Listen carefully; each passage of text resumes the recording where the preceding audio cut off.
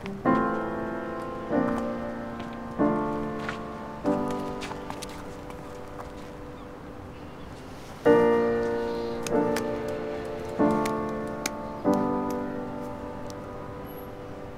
zaman böyle çikolatayı falan büyütmek lazım yani. Böyle gitmek lazım. Mesut duydun mu? Ha? Parası yok çikolata almaya, koşa koşa gider kız almaya. Sen hiç merak etme babacığım. Serpil geldiği zaman bereketiyle beraber gelecek. Ben de işim gücümün başına geçeceğim, mevzu çözeceğim ya. Bu eve gelecek bereket bana ait. Seni adam etsin yeter. Edecek.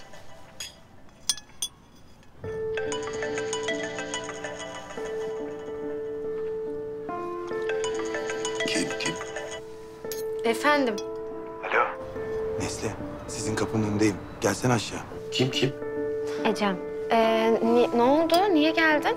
Ya illa bir şey mi olması lazım gelmem için? Tamam, geliyorum. Ne diyor?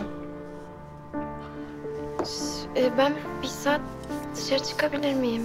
Tabii çıkarsın. Tabii. Ne konuşacaksın?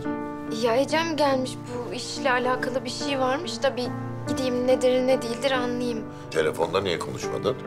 Ya yüz yüze konuşalım dedik. Bir de anlayayım biraz durumu diye. İyi hadi. Yemeğini yemedin. Yemeğini bitirseydin. Yok, doydum zaten, sonra yerim. Çok gecikme ama. Bir Yok, saat yok. dedim Tamam, değil mi? tamam. saat. Bir saate geleceğim. Ha, hadi bakalım. Afiyet olsun. Bana bak. Bu kızın telaşına böyle bir telefon geldi. Neyse hadi.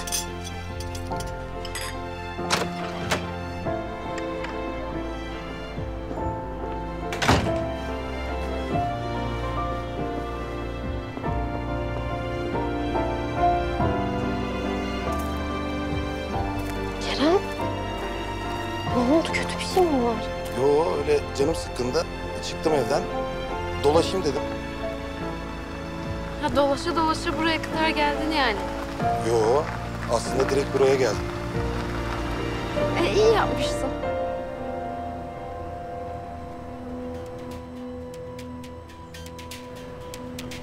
Aa. Resmen aşık olmuş bu çocuk Duman. Hem de Yaman hocasının kızına. İçim acıdı bak şimdi. Yazık olacak taze aşıklara. Sevenleri ayırmasak mı acaba? Aklınızda ne var Tansel Bey? Kerem'i yumuşak karnından vuracağız. Yaman'ın kızı sayesinde kurduğumuz tuzağa tıpış tıpış kendi ayaklarıyla gelecek. Buraya gelmenin çok iyi bir fikir olmadığını söylemiştim Sunay'a. Acınızı tazelemek istemedim. Ama bazı şeylerin de açığa kavuşması gerekiyor. Ben de yıllarca şampiyonun ölümüyle suçladım kendimi. Çektiğim vicdan yükünü, yaşadığım acıyı anlatmak mümkün değil. Maçtan önce görüşmek istemiştim kendisiyle. Siz de bilirsiniz, maçtan önce boksörlerin görüşmesi yasaktır, şike falan olmasın diye. Ama ben bir yolunu buldum ve gizlice gittim Necdet Supi'nin soyunma odasına. Çok heyecanlıydım. Çünkü hayrandım ona. Kendisiyle maç yapmanın benim için çok büyük bir gurur olduğunu söyledim. Benimle maç yapmayı kabul ettiği için teşekkür ettim. Bazen mecbur kalırsın. İtiraz hakkın yoktur dedi. O zaman anlayamamıştım. Kibirli biri olduğunu düşünmüştüm. Ama şimdi anlıyorum. Bana bir gün şampiyon olacaksın. Belki de bugün dedi. Ama kazandığın kemerleri sadece ringde değil, masalarda ve imzalarda da korumayı öğrenmelisin demişti bana. Anlatacaklarım var dedi. Ama maalesef bir daha konuşmak nasip olmadı. Oğlunuza tuzak kurdular. Birileri onu göz göre göre ölüme gönderdi. Ve kim olduğunun ortaya çıkması gerekiyor artık. Abimi ölüme gönderen Tansel'di. Bu raporu onun elinde buldum.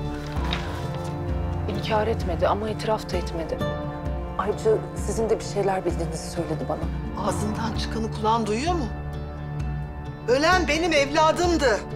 Anne ben değil Tansel suçluyor. Allah aşkına ne biliyorsanız anlatın artık. Biz hiçbir şey bilmiyoruz. Ayrıca bu katile de inanmıyorum. Oğlumu öldürdüğü yetmiyormuş gibi kızımı da avucunun içine almış. Defol git bu evden. Yeter! Baba.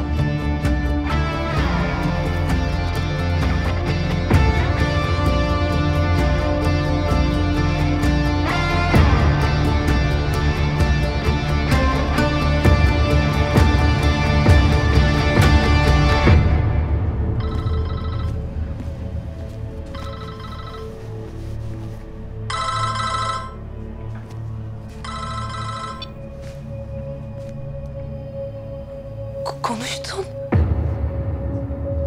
Anlat onlara. Anlat.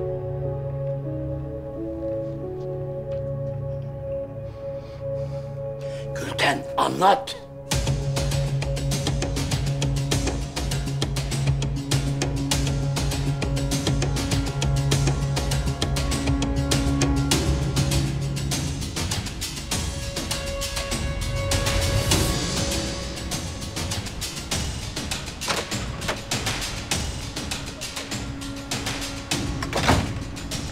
Kadın, telefonla konuşamayacağın kadar önemli mesele neymiş ben de merak ettim.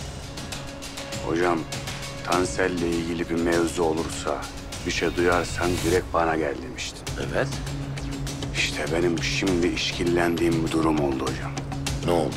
Hocam şimdi ben birkaç gündür uğramıyorum bunun yanına. Bir gideyim dedim bugün, bir bakayım ortam ne oluyor, ne bitiyor filan. İşkillenmesin hesabı. Gittim. Her zaman gittiğim ortam. Fakat 2 tane adam var. Ben bunları daha önce hiç görmedim ama yarma. Adamlarda makine filan, teçhizat sağlam yani. Kapıda dikiliyorlar. Neyse, bunlar kapıda dikiliyor. Ben dedim içeri gireyim. Tabii bunlar beni içeri almadılar. Dedim hayırdır? Dediler Tansel Bey toplantıda. Kimle? Derviş Aladağlı'yla. Bunda şaşıracak bir şey yok ki. Tansel köpeğinin tasması kimin elinde? Aladağ'ın elinde. Vallahi ben o kadarını bilmem. Ama şimdi ben baktım içeri giremeyeceğim. Dedim uzayayım bu ortamdan, bir kendimi bir sıyırayım falan. Ama içime bir hurt da düştü. Dedim Kado kal sen burada. 1-2 dakika oralarda takıldım falan. O sırada tak diye dervişli adamlar içeriden çıktı. Ben de hemen sotaya attım kendimi dinliyorum falan. Şimdi çıkınca kulak misafiri oldum. Bu derviş adamına dedi ki, bu Tansel bu işi beceremezse bunu paket edin kaldırın. İşin ucu bize dayanmasın dedi. Artık ne işiyse, ne olacaksa ucu filan ta Derviş Aladağlı'ya kadar dayanıyor yani.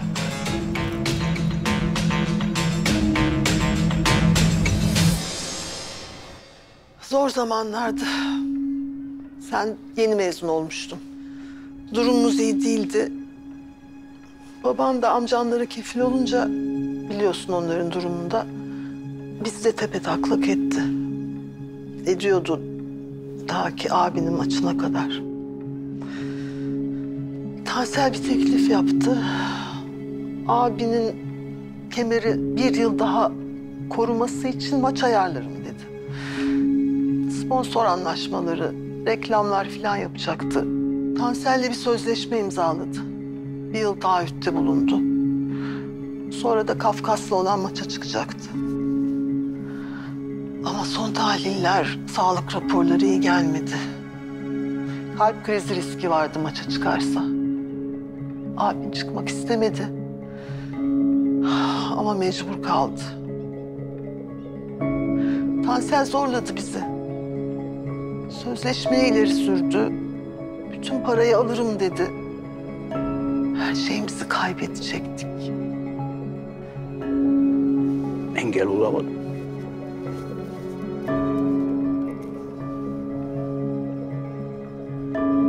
Tansel bir şey olmaz dedi. Ama abin kalp krizinden öldü. Biz de Tansel'e uyduk, raporu yok etti. Biz de sustuk. Göz yumduk. Harun sustuk biz.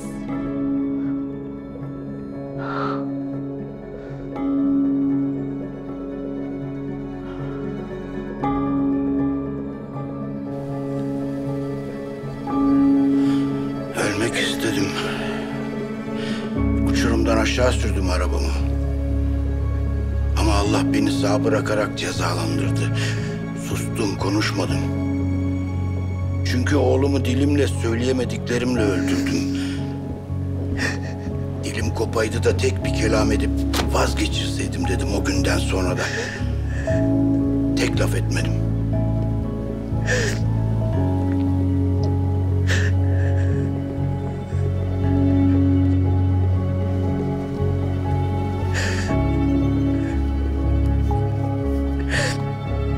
Ben şimdi kime güveneceğim? Nasıl yaşayacağım? Nasıl ayakta duracağım?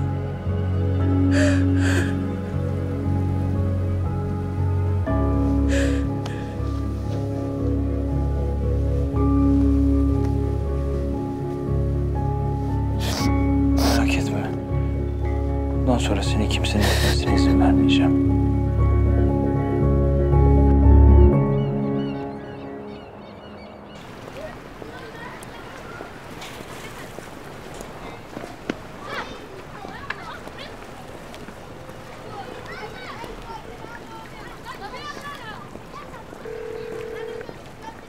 Zafer neredesin ya? Yarım saattir bekliyorum seni burada. Kusura bakma Nur gözlüm ya. Babamdan ancak kurtardım kendimi. İyi de Zafer ben de eve yetişeceğim. Hadi biliyorsun. Tamam. 10 dakikaya kadar yanındayım. Merak etme. Tamam. Çok pardon. Rica etsem bir fotoğrafımızı çekebilir misiniz? Tabii çekerim. Şeyini açtınız mı? Heh, tamam. Gülümseyin.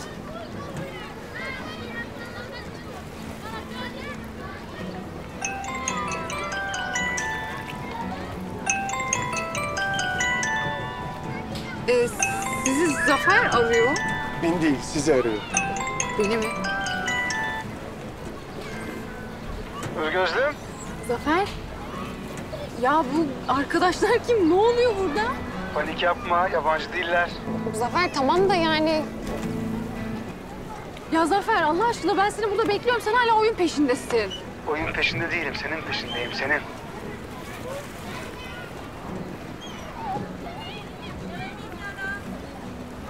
Zafer evet biraz geç kaldın. Yarım saat kadar ağaç oluyor. Hadi. Biliyorum geç kaldım. 5 yıl kadar geç kaldım. Ama geliyorum. Geliyorum Nur gözlüm. Geliyorum Aytenli kadın. Geliyorum. Dur ya. Kapattı. Neyse tamam. Teşekkür ederim. Allah'ım ya ne oluyor ki acaba? Aa! Sen kimsin? Kay kay.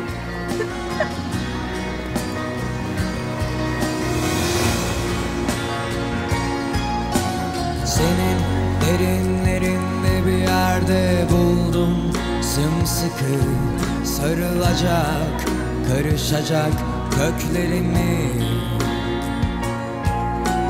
Görmek, beraber olmak seninle çok güzel belki ama düşlemek bambaşka.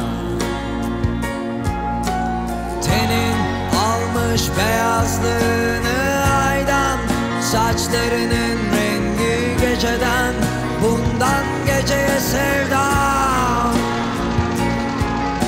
Sen örterken benimle kalbini, al aklım gibi hissimi, al çünkü özlüyorum.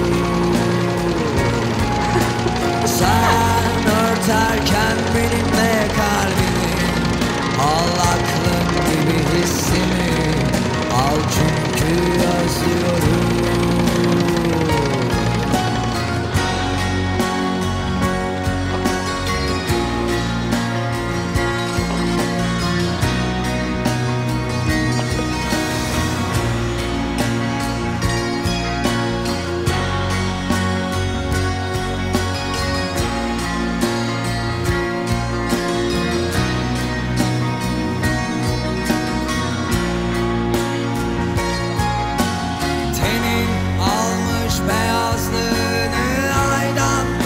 Saçlarının rengi geceden, bundan geceye sevda. Sen örterken benimle kalbimi, al aklım gibi hissimi, al çünkü özlüyorum. Ben sana buraya bir daha geleceğiz dedim değil mi? Dedim. Geldik mi? Geldik. Burası bizim kaderimizin yazıldığı yer Nur Gözlüm. Senin bu tacını kim taktı ya? Ben taktım. Berbat etmişsin saçını. O zaman o kız taktı. Düzelteyim. Değil ya, rüzgardan dağılmışsın. Sen örterken benimle kalbimi, al aklım gibi hissimi, al çünkü özlüyorum.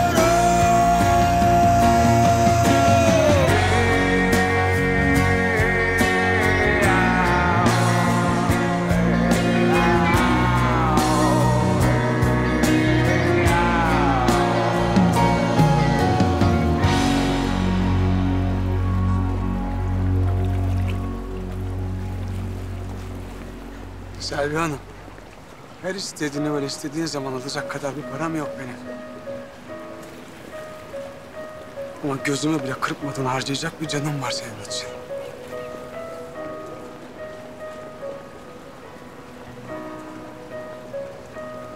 Böyle masallardaki prensesler gibi yalılarda, köşklerde, saraylarda yaşatamam seni. Ama senin için canımı veririm. Hani desem ki elini sıcak sudan soğuk suya sokmam. Vallahi yalan.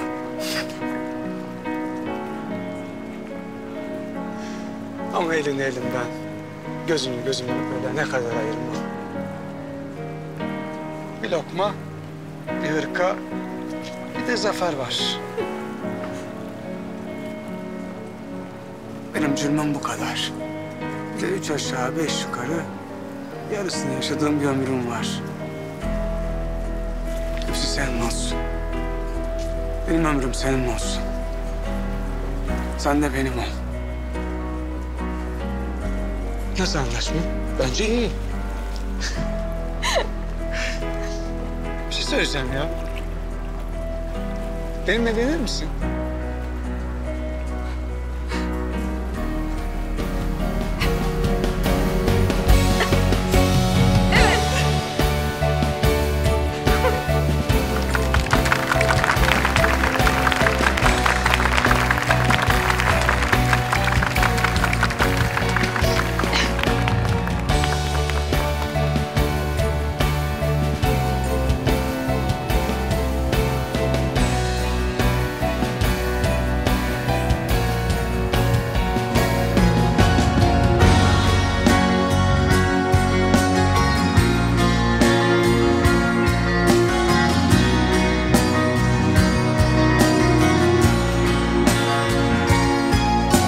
Senin derinlerinde bir yerde buldum sımsıkı sarılacak, karışacak köklerimi.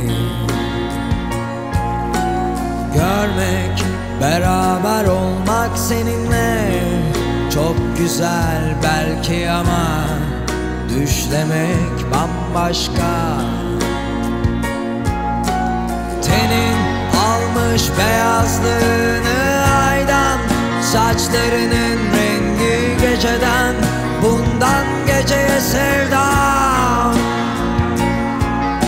Sen örterken benimle kalbini, al aklım gibi hissimi, al çünkü özlüyorum.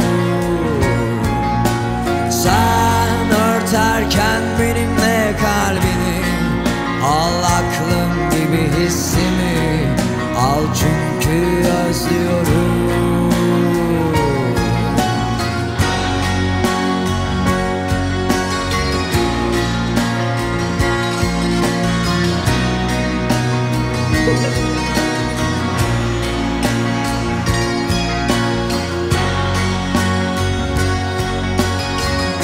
Alkış.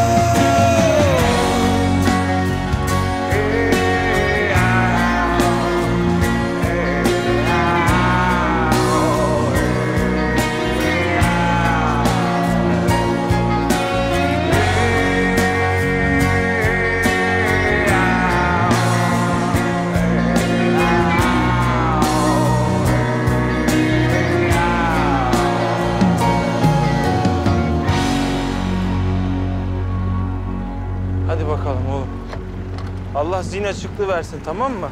Görüşürüz. Güneş! Oğlum çantanı unuttun. Teşekkür ederim. İyi dersler. Sağ ol. Hadi güle güle.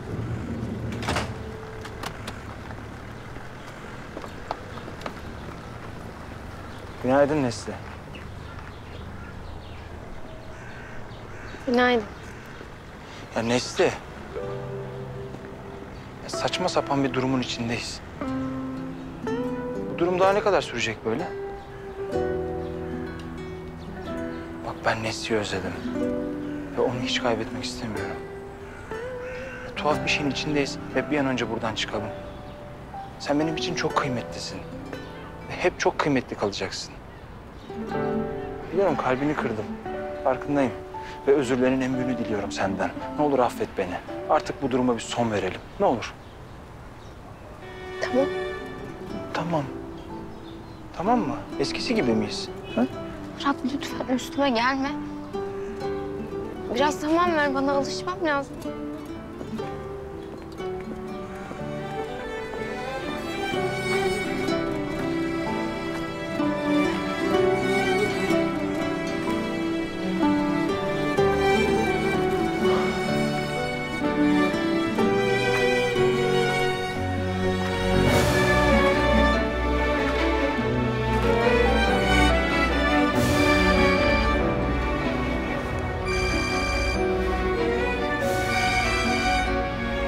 Bir sen eksiksin.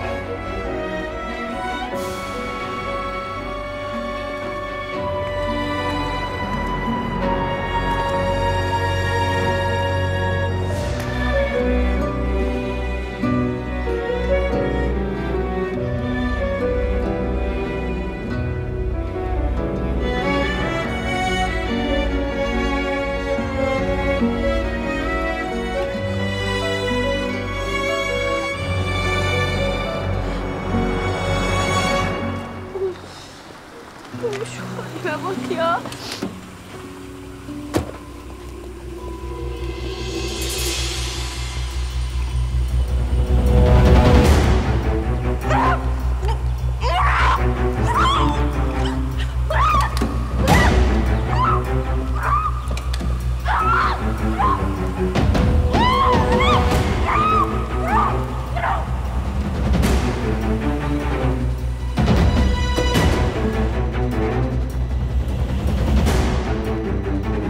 Buyurun Fırat Bey.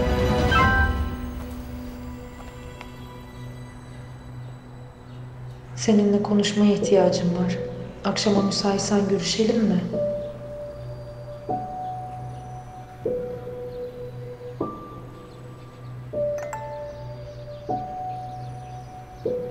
Olur tabii.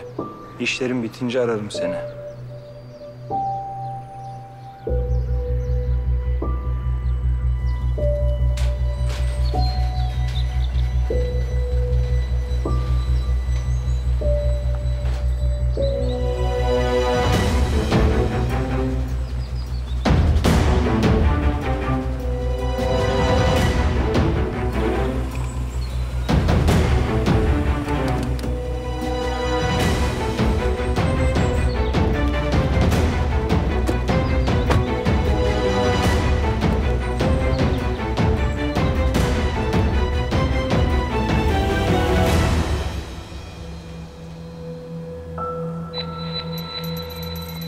Civan Bey, Rüzgar Fırat Aladağlı'ya getirdi.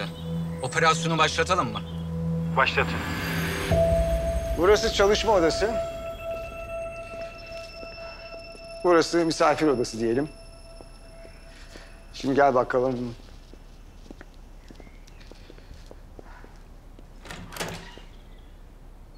Burası da Güneş'in odası. Sevdiği her şeyle doldurdum içeriği.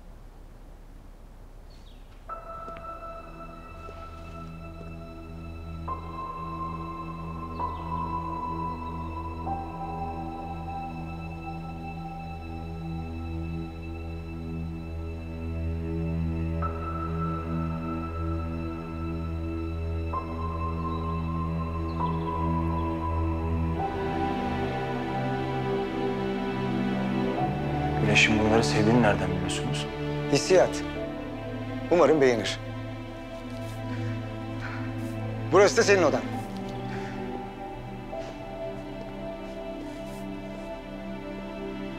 Umarım beğenirsin. Güzel.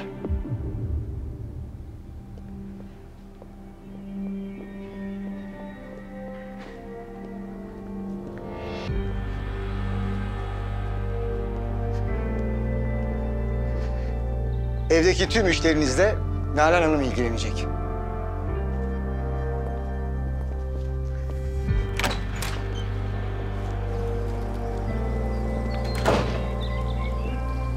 Kafanda birçok soru olduğunu biliyorum. Zamana bırak. Bundan sonra daha sık görüşeceğiz.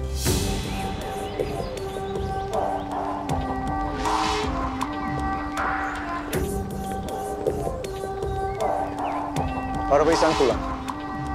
Seninle ufak bir gezintiye çıkalım. Şampiyon.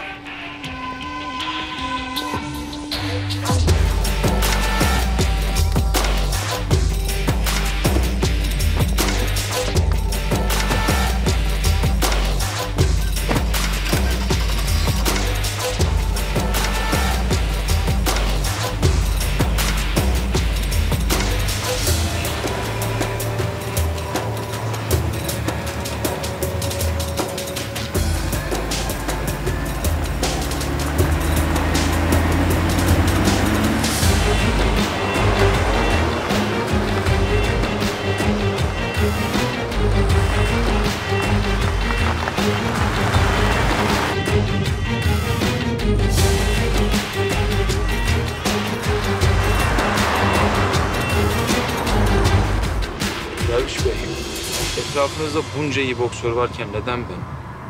Hem de ben boksu bırakmışken. Sen değil Fırat. Kafkas.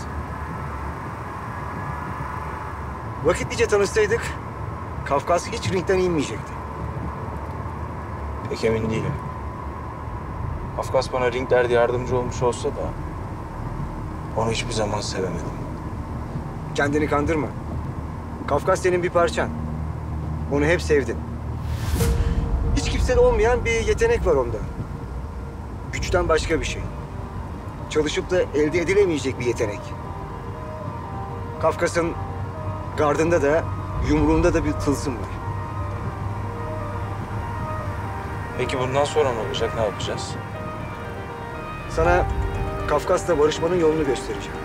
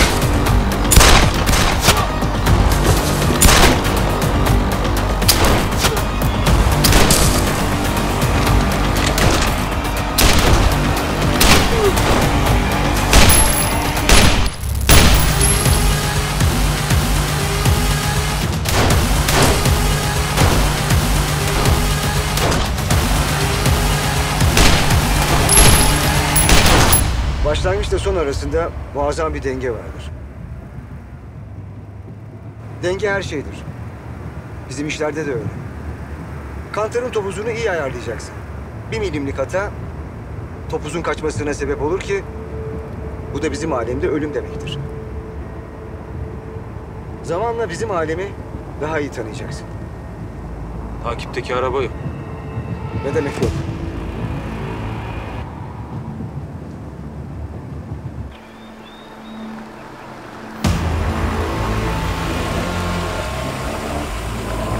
Derviş Bey, yolu kesmişler. Kusu!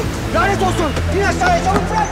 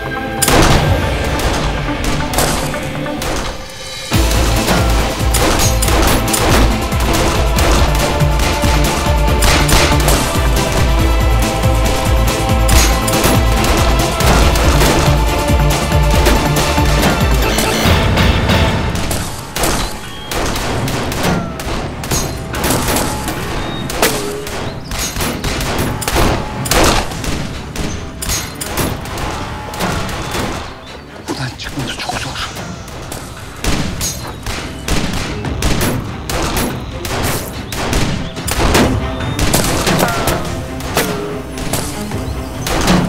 Geliyorlar. Sana bir şey itiraf etmek zorundayım.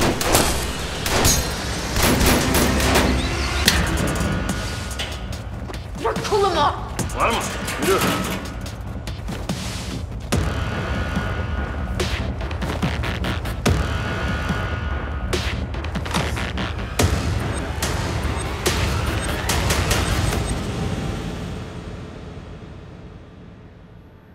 Hoş geldiniz Neslihan Hanım. Hayatının en büyük hatasını yaptın Tansel. Bizimkiler seni bulursa öldürürler. Onlarla bir işim yok ki. Benim işim Kerem'le. Demek bizim kızgın boğa bu Kızıl Gonca'ya aşık. Gönül işte. İmkanı olsa da imkansızı istiyor hep. Romeo ve Juliet. Düşman ailelerin çocukları. Büyük hikaye.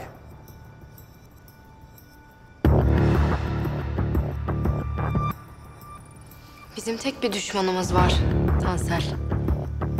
O da Kerem ve ailesi değil. Kim peki?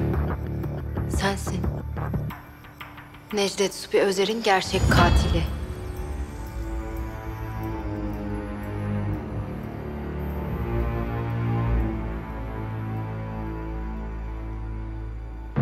Telefonunuzu alabilir miyim Neslihan Hanım?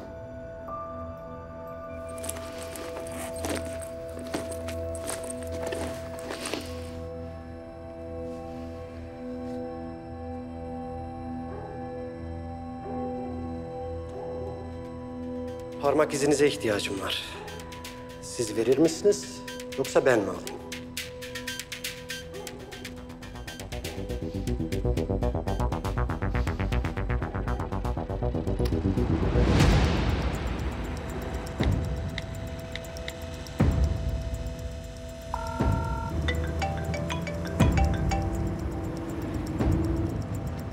Efendim Nesli? Alo? Merak ettiğim bir konu var. Sana danışayım dedim Kerem, sen bilirsin.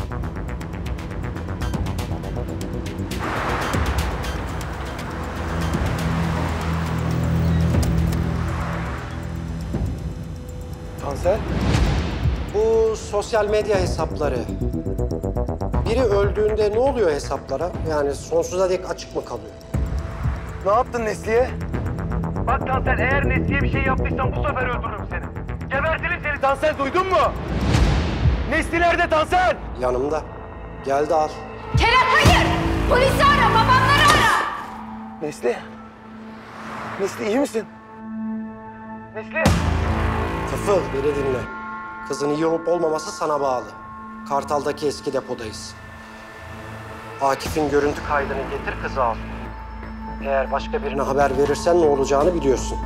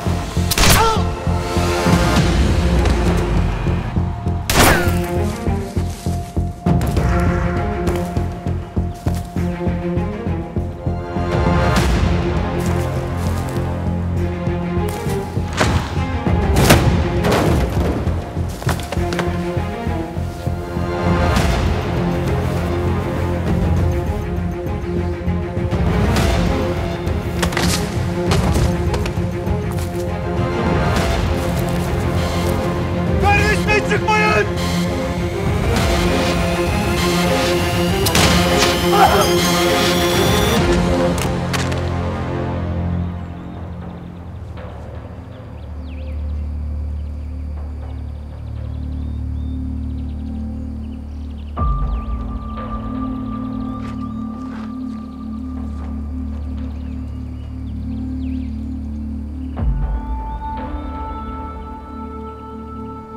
Yolculuğumuzun ağır geçeceğini sana söylemiştim. Bundan sonra sözümden dışarı çıkmayacaksın. Sonuçlarının ağır olduğunu gördüm. Ne yani, benim suçum mu? Beni bu manyaklığa bulaştıran sizsiniz. Bundan çıkartacak olan yine benim. Seni koruyacak olan yine benim. Artık birbirimize güvenmekten başka çaremiz yok. Bunu sakın unutma. Rüzgar, çocuklara söyle bir araba çağırsın. Emredersiniz.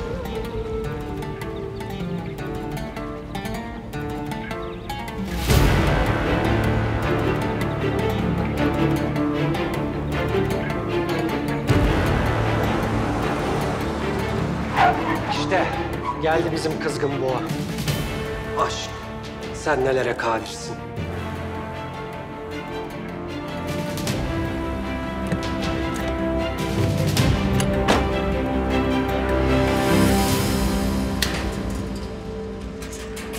Nesli! Kerem. Nesli iyi misin? Kızı bırak Tansel. Çocuk. Bu sefer acımam. Geride kal. Yine bunu mu sokacaksın aramıza ha? Ha? Yine böyle duvarlar mı öreceksin? Gelsene ya, gelsene. Şu kadar onurun gururun varsa, şu kadar cesaretin varsa buraya gelsene Tansel. Kerem, kayıt nerede? Duymuyorum seni, duymuyorum. Gel buradan söyle, gel. Kerem, uzatma. Kaydı ver, kızı al götür.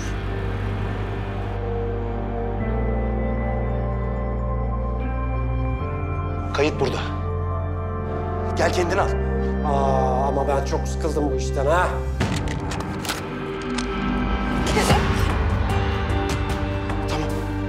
Tamam. Sakin ol Tansel, tamam mı? Bak, sakın bir şey yapayım deme. Ne o? Gönlüne basınca kuyruğun iniverdi hemen. Senin onunla bir işin yok Tansel, senin işin benle. Bak kayıt burada. Al kaydı, kızı bırak gitsin. Kerem git. Seni almadan nasıl gideyim Nesli? Oo, çok dokunaklı. Duman, al şu görüntü kaydını. Kızı bırak Tansel. Duman, al dedim sana.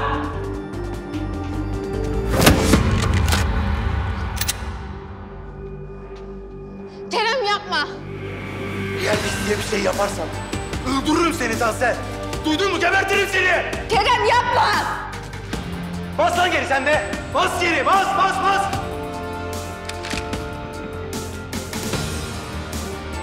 Bu elindeki silahın seni kurtarabileceğini mi zannediyorsun Kerem? Beni değil. Nesli'yi kurtarsın yeter. Şimdi bırak kızı Tansel. Bak. Kayıt burada. Cesaret diyordun değil mi? Görelim bakalım ne kadar cesursun. Kerem.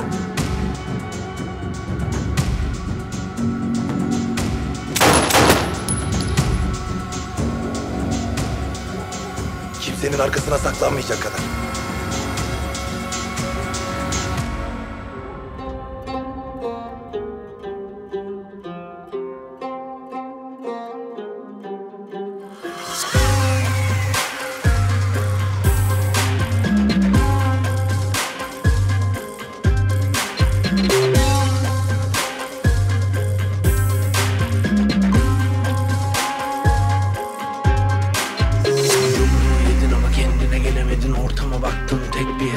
Acılara garip kendini buldun, sandığın aşkta hep bir tokat var. Yumruğu yedin ama kendine gelemedin, ortama baktın tek bir hesap var. Acılara garip kendini buldun, sandığın aşkta hep bir tokat var.